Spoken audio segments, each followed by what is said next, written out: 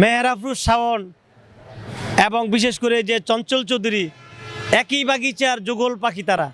শেখ হাসিনা নাই, তারা আসলে মেন্টালি অসুস্থ। তাদের যে আগের যে ডিমান্ড, সে ডিমান্ড নাই। তারা দেখেছি কি মেন্টালি সিক হওয়ার কারণে এই জুলাই বিপ্লবকে তাদের এগেইনস্ট মনে করছে। জুলাই বিপ্লব তাদের শত্রু। জুলাই বিপ্লব আসার কারণে তাদের সে আগের অবস্থান নাই। এই কারণে জুলাইয়ের বিরুদ্ধে তারা অবস্থান নিয়েছে এবং জুলাইকে ব্যঙ্গাত্মক করে কথা বলেছে, অপমানিত করেছে। আমি তীব্র নিন্দা এবং প্রতিবাদ জানাই জনতা বাংলাদেশ পার্টির পক্ষ থেকে এবং আমার ব্যক্তিগত মত থেকে। জুলাই বিপ্লব নিঃসন্দেহে এটা আমাদের অর্জন। স্বাধীনতা তো বাংলাদেশের শ্রেষ্ঠ এবং সবচেয়ে বড় অর্জন। তারপরে 90, 52, 62 কিংবা এই যে 90-এর পরে এই যে আপনার যে 24 সাল, জুলাই 24 সাল বাংলাদেশের প্রথম আইনজীবী, প্রতিবাদকারী আইনজীবী আমরাই ছিলাম। 1 মাস আন্দোলন করেছি।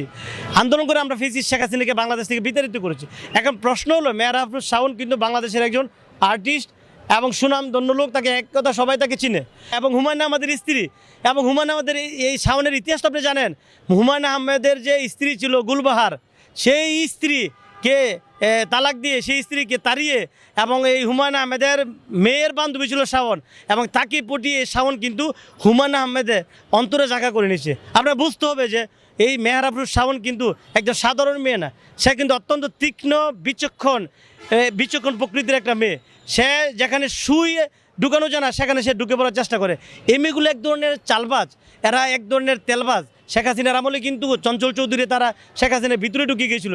এই সরকারি সুযোগ সুবিধা পায় না, ক্ষমতা পায় না, মজা নাই। এই কারণে আসলে জুলাই বিপ্লব তাদের শত্রু হয়ে গেছে। এখন জুলাই বিপ্লবকে সে অপমান করুক, সে জুলাই বিপ্লবে অপমান করলে জুলাই বিপ্লবের কিছুই হবে না।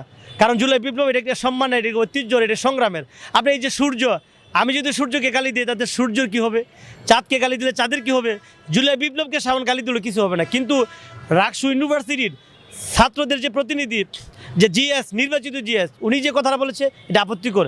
যে শাওনকে যদি কেউ জুতা পিটা করে, গালে জুতা মারে 1 লক্ষ টাকা, নাক দিয়ে রক্ত বের করলে 2 লক্ষ টাকা, উনি একজন শিক্ষিত ছাত্র প্রতিনিধি হয়ে ওনার কাছ থেকে এই বক্তব্য আমরা প্রত্যাশা করি না।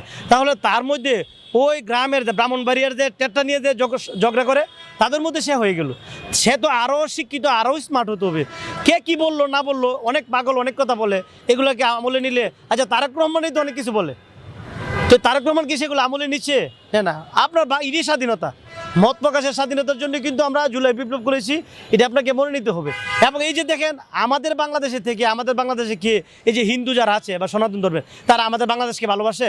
এই যে পশ্চিমবঙ্গে এত মাদ্রাসা পড়াইতেছে, মসজিদ পড়াইতেছে, মুসলমানদের বাড়িঘর লুট করতেছে, হত্যা করতেছে, খুন করতেছে, দর্শন করতেছে, একটা হিন্দু বাংলাদেশে বসবাসকারী কি দেখলাম না প্রতিবাদ করতে। বরঞ্চ আমরা দেখছি কি এই সনাতন হিন্দুরা ভারতের নাগরিকত্ব নিয়ে তারা বাংলাদেশে কী করতেছে, ব্যবসা করতেছে, চাকরি করতেছে, সুযোগ সুবিধা নিচ্ছে। তাহলে অনেক বিপক্ষের লোক থাকে, তখন আমরা আসলে কি, এটা দুঃখজনক বিষয় না। শাওনকে ট্যাগ দিচ্ছে কারণ আছে তো, শাওন তো জুলাই বিপ্লবকে ব্যঙ্গাত্মক করে রিসেন্টলি কথা বলেছে। আর শাওনের সাথে এক কাতারে যে নায়ক ফেরদৌস মাইয়েরা সহ যে আওয়ামী লীগের যে দোসররা ছিল বা শেখ হাসিনা আস্থাভাজন যারা ছিল, তারা তো এই জুলাই বিপ্লব নিয়ে কোনো কথা বলে নাই। এই জন্য তাদের প্রতি আমাদের কোনো ইন্টেনশন নাই।